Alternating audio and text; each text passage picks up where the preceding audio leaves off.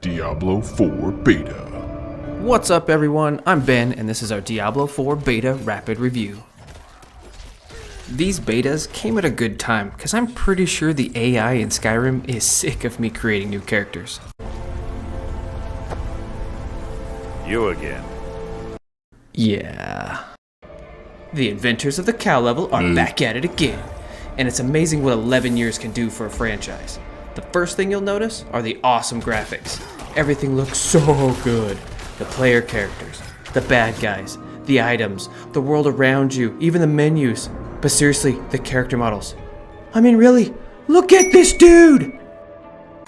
But a game is more than just visuals, and this Diablo beta delivered on gameplay too. The combat feels solid, a good variation in attack options and enemy types, just like we've come to know and love with the Diablo games. I loved jumping into the fray with my barbarian and beating down waves of the evil undead, while Zack let out his inner pyro and ran wild with the sorcerer, and together we sent countless demons back to the depths of the underworld.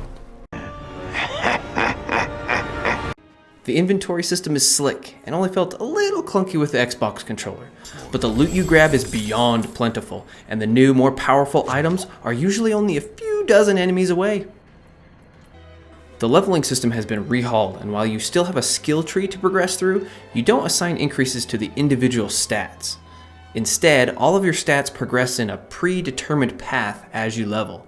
You still customize your character build by the skills and perks you pick, and believe you me, there's quite the list to pick from. Overall, the leveling felt satisfying and well-paced. I don't think it's too controversial to say that Diablo hasn't ever been the cream of the crop with crafting, but during the beta I got a decent feel for the different types of crafting available and the options you have to upgrade your equipment to further tweak your build. One aspect that I loved was the ability to unlock cosmetic from salvaging your items. So if you found a sweet looking sword, you could salvage it and then be able to transmog any other sword you pick up to that same look, free of charge.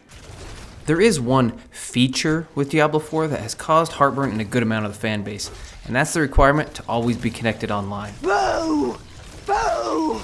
The dev team has put in some good auto-save features that should help in the events of disconnect, but it's still frustrating to those that want to enjoy solo or just play offline entirely. While I enjoy playing games with friends online, having randoms run by you and blow through a dungeon you're trying to progress through really takes me out of the immersion of the game. Looking at you, Elder Scrolls Online. However, I was pleasantly surprised that we didn't really encounter that during our playtime. You'll run into other players in town or occasionally out in the wild while you're completing events, but it never really took you out of the immersion. And if we're talking about the social aspect of Diablo IV, I would be amiss if I didn't bring up the world bosses. I threw my underleveled hat in the ring during one of the world boss events over the weekend, and it went just about as well as you'd expect for a massive Diablo boss fight. Wow. Oh, okay. Alright.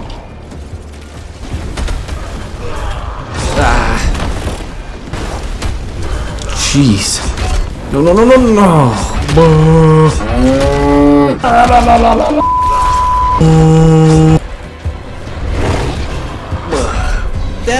That about does it. Yeah. I died more times than I care to admit. However, Zack and I teamed up again during the open beta and walked away with the W. Dude, High five. we made worked. Holy crap. That's insane. Okay, wow. Overall, we had a fantastic time with the Diablo IV Beta. It feels like a true return to the world of Sanctuary, but with a brand new coat of paint, along with a bunch of new features and tricks up its sleeve. While I am disappointed there's no standard sword and shield character available at launch, paladins are my go-to. Hopefully something like that gets added before too long. So let's rate this bad boy. Even with the always online requirement and the bugs and issues we'll undoubtedly see at launch. Wait, what the? Where did I go? We had a blast playing these past 2 weekends and can't wait for the launch in June. This Diablo IV Beta gets a solid 4.5 treasure goblins out of 5. Oh, and don't forget to like and subscribe. Until next time, carry on!